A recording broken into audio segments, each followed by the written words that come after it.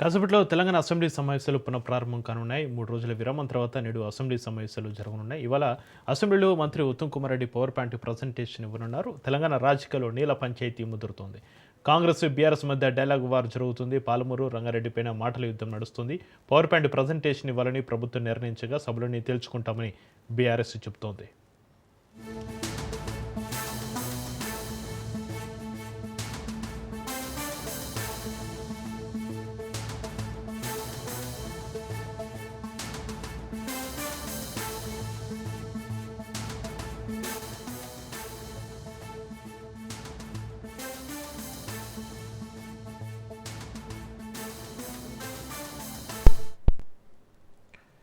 కాసేపట్లో తెలంగాణ అసెంబ్లీ సమావేశాలు పునఃప్రారంభం కానున్నాయి. 3 రోజుల విరామం తర్వాత నేడు అసెంబ్లీ సమావేశాలు జరగనున్నాయి. ఇవాళ అసెంబ్లీలో మంత్రి Uttam Kumar Reddy power point presentation ఇవ్వనున్నారు.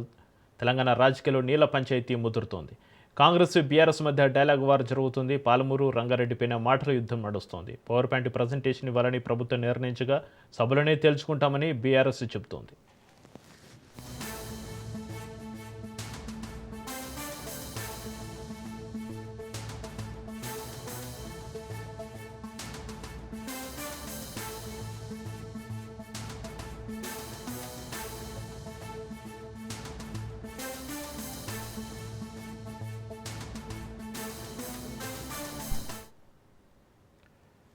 కాసేపట్లో తెలంగాణ అసెంబ్లీ సమావేశాలు పునఃప్రారంభం కానున్నాయి. 3 రోజుల విరామం తర్వాత నేడు అసెంబ్లీ సమావేశాలు జరగనున్నాయి. ఇవాళ అసెంబ్లీలో మంత్రి Uttam Kumar Reddy power point presentation ఇవ్వనున్నారు.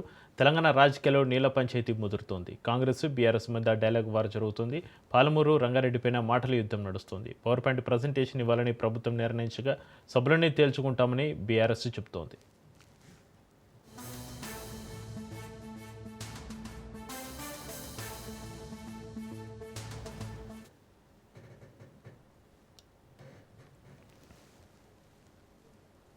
కాసేపట్లో తెలంగాణ అసెంబ్లీ సమావేశాలకు సంబంధించి అసెంబ్లీ నుంచి మరింత సమాచారాన్ని మా ప్రతినిధి సునీల్ లైవ్లో అందిస్తారు. సునీల్, తెలంగాణ అసెంబ్లీ సమావేశాలు మరి కాసేపులోనే ప్రారంభం కానుంది. ఉదయం 10 గంటలకు ఈ రోజు నుంచి మరొకసారి అసెంబ్లీ సెషన్ స్టార్ట్ అవుతుంది. ప్రధానంగా నీటికి సంబంధించిన నీళ్లు నిజాలు అనేటువంటి ప్రధాన సమస్య ఇచ్చనగానే అటు ప్రధాన ప్రతిపక్షం బీఆర్ఎస్ పార్టీతో పాటు అధికార పక్షం తిప్పికొట్టేందుకు ఇప్పటికే అన్ని రకాల సంసిద్ధం కావడం జరిగింది. నిన్న మనం చూసాం, అటు ప్రజాభవన్లో అటు పవర్ ప్లాంట్ ప్రజెంటేషన్, అటు ఇరిగేషన్ శాఖ మంత్రి ఉత్తమ్ కుమార్ రెడ్డి నేతృత్వంలో ముఖ్యమంత్రి రేవంత్ రెడ్డితో పాటు మరోవైపు ఇరిగేషన్ శాఖ అధికారులు, మరోవైపు డిప్యూటీ సీఎం అందరూ హాజరయ్యారు.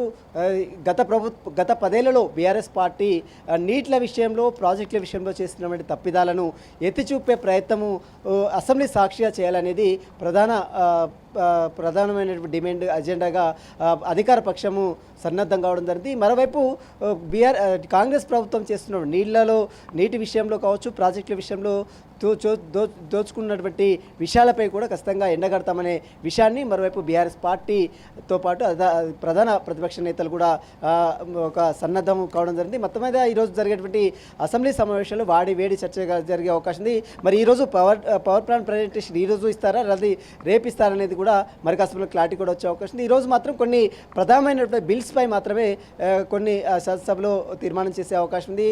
ప్రధానంగా ఇటీవల మున్సిపల్ సవరణ చట్టము, అదేవిధంగా వార్డులకు సంబంధించినటువంటి విషయాలకు సంబంధించిన సవరణ చట్టాలు, మరోవైపు జీఎస్టీకి సంబంధించిన విషయాలతో పాటు రామ్జీ గ్రామీణ ఉపాధి హామీ పథకం సంబంధించిన విషయాలపై కూడా ప్రధానంగా చర్చించే అవకాశం ఉంది. మరి బీఆర్ఎస్ ప్రధాన ప్రతిపక్ష నాయకుడిగా ఉన్నటువంటి గులాబీ దళ అధిపతిగా ఉన్నటువంటి కేసీఆర్ మాత్రం ఈరోజు సభకు హాజరు కావట్లేదు. అయితే బీఆర్ఎస్ ఎమ్మెల్యేలు కావచ్చు, మాజీ మంత్రులు కూడా ఒకటి చెప్తున్నారు, మేమందరం కూడా కేసీఆర్లమే, మాకు సమాధానం చెప్తే కేసీఆర్కి చెప్పినట్టే అంటూ కూడా వారు కొద్దిసేపు క్రితమే మీడియా ముఖంగా మాట్లాడినటువంటి పరిస్థితి కనబడుతుంది. ఈరోజు మాజీ ముఖ్యమంత్రి బీఆర్ఎస్ అధినేతగా ఉన్నటువంటి కేసీఆర్ ఈరోజు అసెంబ్లీకి రావడం లేదనే స్పష్టంగా అర్థమవుతుంది. ఇక అధికారంగా పక్షం ఉత్తమ్ కుమార్ రెడ్డితో పాటు పవర్ ప్లాంట్ ప్రజెంటేషన్ ఇవ్వాలని ఇప్పటికే నిన్న మనం చూసిన ప్రజాభవన్లో పవర్ ప్లాంట్ ప్రజెంటేషన్ ఇచ్చి నీట్ల విషయంలో ఏ విధంగా జరిగింది, నీటి విషయంలో మోసం చేసినటువంటి హరీష్ రావును మరోవైపు కేసీఆర్ని ఉరిదీసిన తప్పు లేదనే వ్యాఖ్యలు నిన్న ముఖ్యమంత్రి రేవంత్ రెడ్డి చేసిన దానిపై కూడా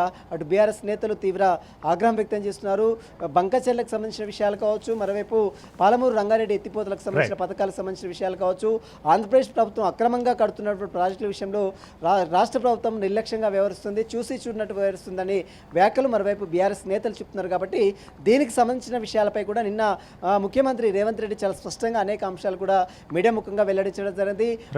అటు పాలమూరు రంగారెడ్డి ఎత్తిపోతలకు సంబంధించిన పథకంలో కేవలం 10 ఏళ్లలో 27,000 కోట్లు ఖర్చు పెట్టినా కూడా పనులు ఎక్కడ కూడా జరగలేదు. ఇక్కడ వేసిన గొంగడి అక్కడే ఉన్న చందంగా పాలమూరు రంగారెడ్డి పథకం అక్కడే ఉంది. ఎస్ఎల్బిసి పనులు కూడా ఇంకా పునరుద్ధరించలేదు. మరోవైపు 10 ఏళ్లలో ప్రాజెక్టులు ఏవి కంప్లీట్ చేయకుండానే డబ్బులు దోచుకున్నారనే వ్యాఖ్యలు నిన్న ముఖ్యమంత్రి రేవంత్ రెడ్డి చేశారు.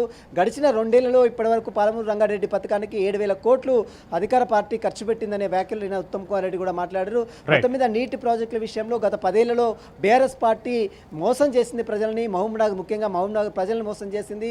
మరోవైపు రంగారెడ్డి ఎత్తిపోతలకు సంబంధించిన పథకంలో కావచ్చు, మిగిలినటువంటి ప్రాజెక్టులకు సంబంధించిన విషయంలో కూడా అన్ని అక్రమాలకు పాల్పడ్డారన్న ఆరోపణలు మరోవైపు అధికార పార్టీ చేస్తుంది. కాబట్టి ఈరోజు అసెంబ్లీ సాక్షిగా యావత్ తెలంగాణ రాష్ట్ర ప్రజానికానికి ఈ యొక్క నీటి సమస్యల విషయంపై చర్చించేందుకు పవర్ ప్లాంట్ ప్రజెంటేషన్ ఇవ్వాలని రాష్ట్ర ప్రభుత్వం నిర్ణయించింది. ఇందుకోసమే ఇప్పటికే అనేక సార్లు ఉత్తమ్ కుమార్ రెడ్డి మీడియా సమావేశాలు ఏర్పాటు చేశారు. మరోవైపు పవర్ ప్లాంట్ ప్రజెంటేషన్ ఇచ్చారు. ఏకంగా నిన్న ప్రజాభవన్లో ఒక పూర్తిగా డీటెయిల్స్ రిపోర్ట్ కూడా సబ్మిట్ చేయడం జరిగింది. ప్రజలందరూ కూడా అసెంబ్లీ సాక్షిగా ఈ రిపోర్ట్ ఇవ్వాలని మరొకసారి ప్రభుత్వం కూడా భావిస్తుంది. అదే తరాలో తమ ఎలాగైతే ఇచ్చిందో తమకు కూడా అవకాశం పవర్ ప్లాంట్ ప్రజెంటేషన్ పీపీటీ అవకాశం కల్పించాలి, సభని 15 రోజులు నిర్వహించాలని మరోవైపు బీఆర్ఎస్ పార్టీ పట్టుబడుతుంది. మరోవైపు ఈరోజు ప్రధానమైన చర్చలు ఎరువులకు సంబంధించిన విషయంలో ఇప్పటికే రాష్ట్ర ప్రభుత్వం తీసుకున్నటువంటి చర్యలు ఆన్లైన్ యాప్ ద్వారా రైతులకు నేరుగా ఇంటికే ఎరువుల్ని తీసుకొచ్చే విధంగా ఇప్పటికే అటు వ్యవసాయ శాఖ మంత్రి తుమ్మల నాగేశ్వరరావు కూడా ఒక యాప్ను కూడా తీసుకురావడం జరిగింది. వ్యవసాయ